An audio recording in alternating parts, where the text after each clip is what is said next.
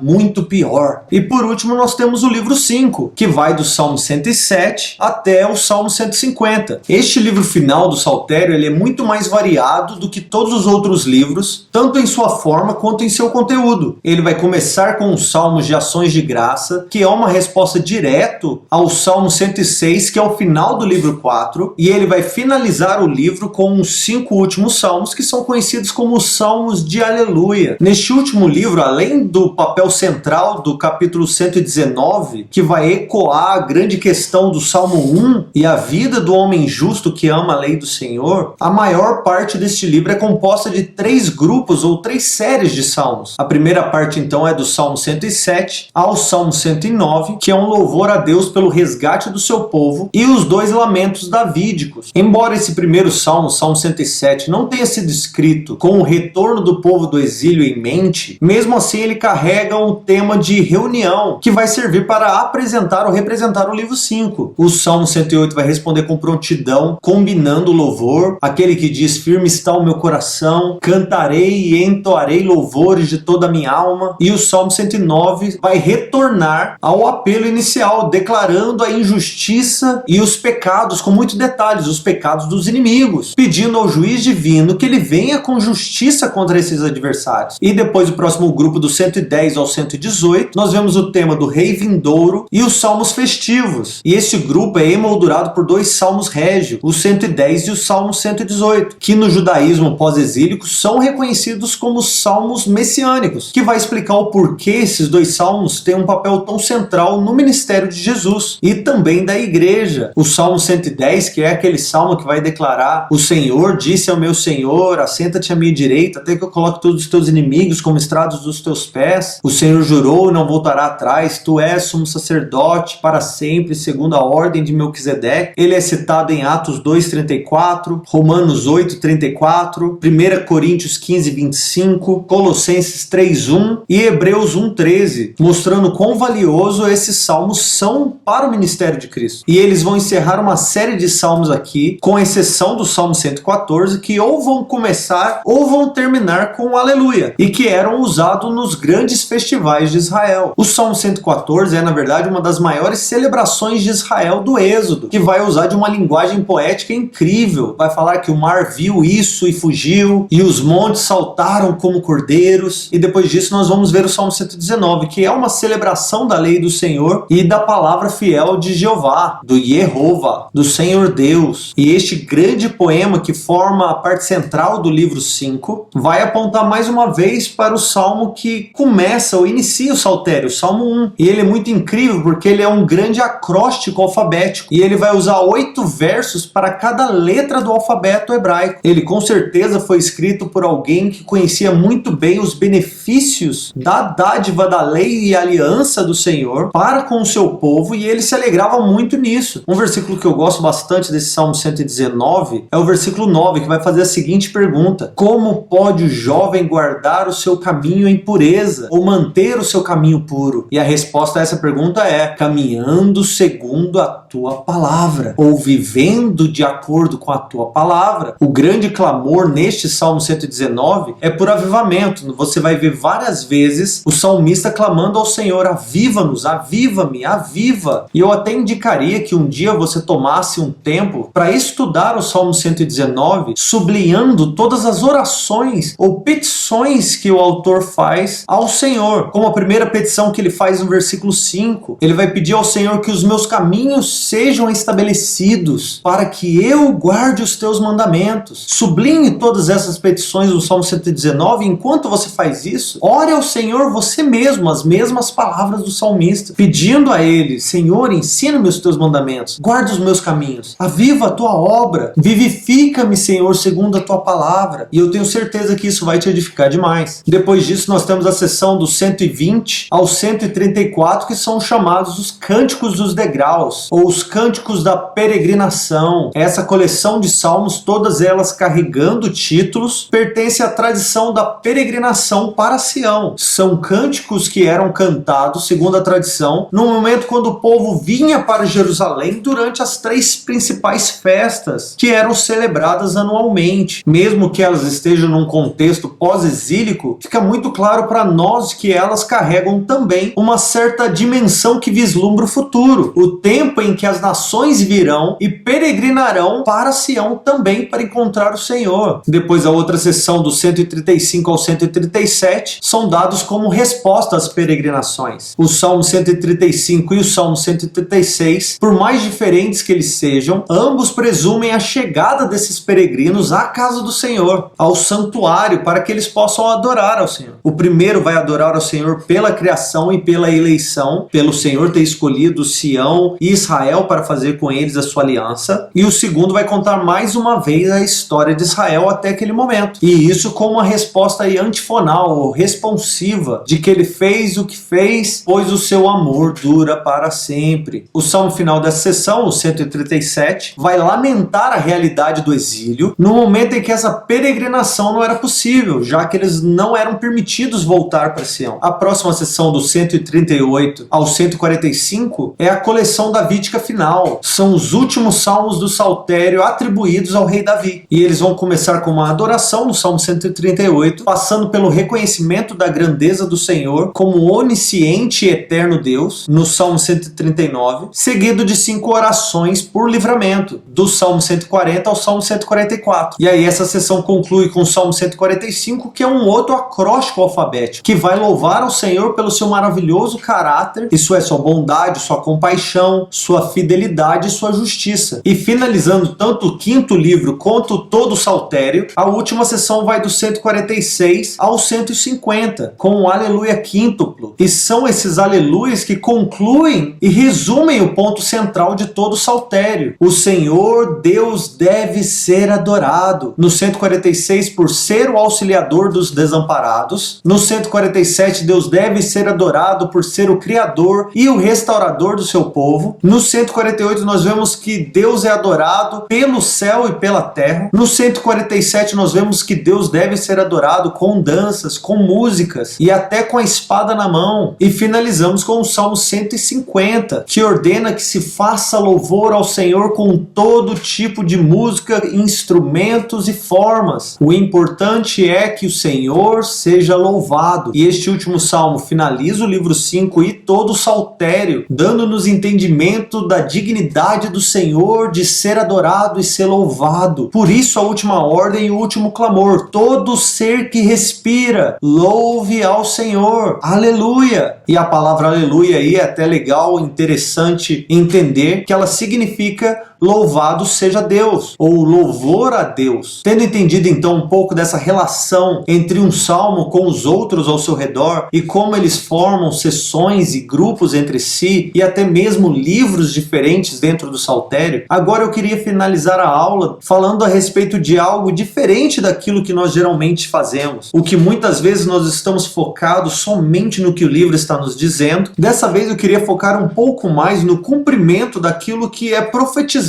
no livro de Salmos, porque muitos vão olhar esse livro como um caixinho de promessa ou como um livro de alegrias. Se um dia você acorda triste, você abre um salmo ou abre um provérbio talvez, mas porque você está desejoso de ser encontrado com uma música que vá alegrar o seu coração ou tirar o foco daquilo que você está vivendo no dia a dia. Mas é muito importante para nós compreendermos o valor das canções como verdadeiras profecias daquilo que ainda não ocorreu ou da realidade do reino de Deus que ainda não chegou. O livro de Salmo está abarrotado lotado de profecias messiânicas que o Novo Testamento ou os evangelistas vão declarar como está sendo cumpridas na vida de Jesus. Coisas que eu e você talvez nem notemos nos Salmos, que nem venham parecer importantes, mas que para a vida e ministério de Cristo eram tão importantes como uma profecia declarada claramente pelo profeta Isaías, ou Jeremias, ou Ezequiel. Mas o mais legal é pensar que essas profecias de Salmos haviam sido cantadas talvez centenas ou milhares de vezes, e a grande maioria daqueles que cantavam nem mesmo imaginavam que estavam cantando a respeito do Messias, mas que nos dias de vida desse homem Jesus, que caminhou entre os homens, estaria vivendo e cumprindo palavras cantadas por aqueles que vieram antes dele. E este é o valor das canções bíblicas: cantar a respeito daquilo que o Senhor está fazendo, fez e fará, tanto quanto quem é o Senhor e por que ele está fazendo o que ele está fazendo. Então eu separei aqui nesses slides 30 profecias que foram cumpridas no Novo Testamento. Eu não vou passar por todas elas, mas vou passar por algumas para que você entenda quão importante o livro de Salmos é, como também um livro profético, não somente um livro de canções. E aí depois, no seu próprio tempo, você pode pegar versículo por versículo desse e estudar tanto a profecia dentro do livro de Salmos quanto o cumprimento lá no Novo Testamento. Mas nós vamos ver aqui nesse primeiro gráfico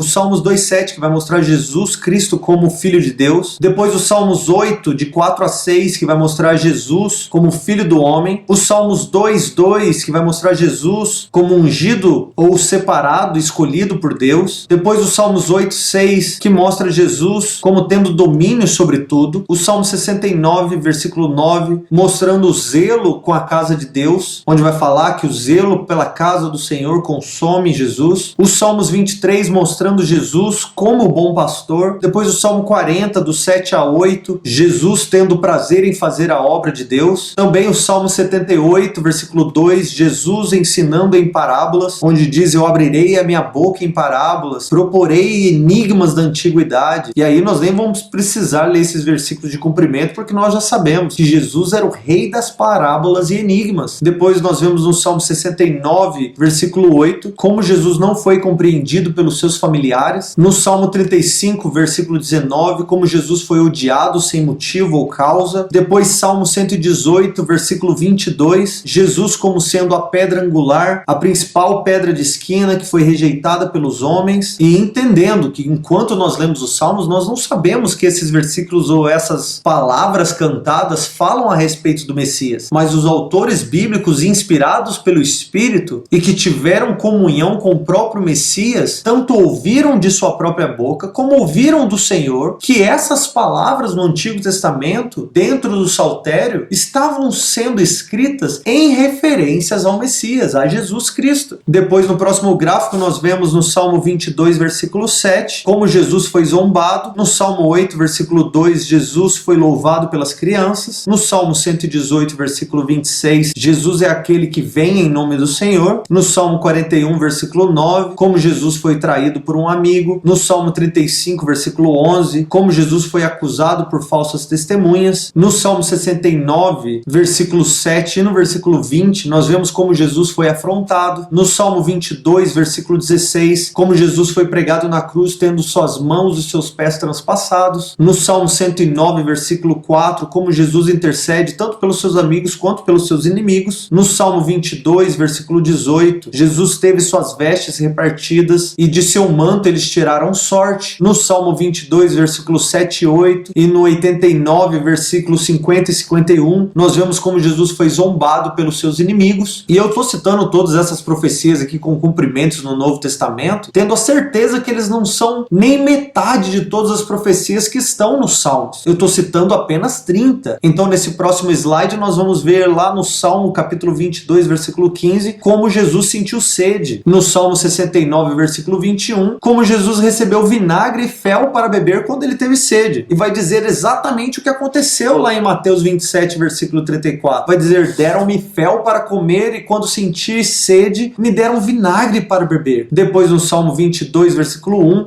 e no 47, versículo 5, como Jesus foi desamparado por Deus. No Salmo vai dizer: Deus meu, por que me desamparaste? Lá em Mateus 27 e em Lucas 24, é aquele momento que Jesus está na cruz e ele clama: Eloi, Eloi, lama sabachthani, que são as mesmas palavras que o salmista declarou. Ele fez isso de maneira literal, clamando ao Senhor, mas ao mesmo tempo cumprindo a profecia de Salmos, que se não houvesse essa explicação textual ou tradicional dentro da proclamação do Evangelho, nós não teríamos entendido que aquilo era uma profecia. Mas Jesus estava literalmente vivendo uma porção dos Salmos, de uma canção. Depois do Salmo 34, versículo 20, nós vemos que nenhum dos seus ossos foram quebrados. No Salmo 16, versículo 10 e no 47, versículo 5, como Jesus Cristo ressuscitou dos mortos. Também no Salmo 47, versículos 5 e 8 e no 68, 18, nós vemos que Jesus ascendeu aos céus. No Salmo 110, versículo 4, nós vemos Jesus como o sacerdote eterno segundo a ordem de Melquisedeque, com repetidas afirmações em Hebreus, apontando para Jesus como sendo aquele a quem o Salmo estava fazendo referência. Depois, Salmo 45, versículo 6, Jesus como o Rei eterno. Novamente, o Salmo 110, versículo 1, mostrando Jesus como o Senhor de Davi. E em Mateus 24, versículo 44, é aquele momento onde Jesus questiona o povo: ei, me digam aí, o Messias deveria ser filho de quem? Ah, com certeza ele era filho de Davi. Ah, é? Então por que ele disse: eu ouvi o Senhor dizendo ao meu Senhor, assenta-te à minha direita até que eu coloque os teus inimigos como estrada dos seus pés? Se Davi estivesse falando a respeito do seu filho, ele não teria chamado o seu filho de Senhor. Mas se Davi ali estava falando a respeito do Messias e o chamou como seu Senhor, então o Messias, o rei que havia de vir, era muito maior do que Davi, para que ele assim o respeitasse e declarasse como Senhor. E em Mateus vai dizer que depois desse momento que Jesus disse isso, eles não ousaram fazer qualquer outra pergunta a ele. Então nós finalizamos esse estudo dos Salmos com essas 30 profecias que eram verdadeiras proclamações a respeito de um futuro que muitos cantaram sem compreender e que possivelmente eu e você também lemos e cantamos sem compreender, tanto aquilo que Jesus já cumpriu quanto aquilo que um dia Jesus irá cumprir, mas que pelo Espírito Santo e a proclamação do próprio Jesus nós compreenderemos como esses salmos têm grande valor para todo o seu povo dentro dessa aliança que ele fez. E é assim que nós vamos finalizar essa aula, sabendo que o Senhor é digno de ser louvado. Nós nos vemos na próxima aula, se Deus quiser. Deus abençoe.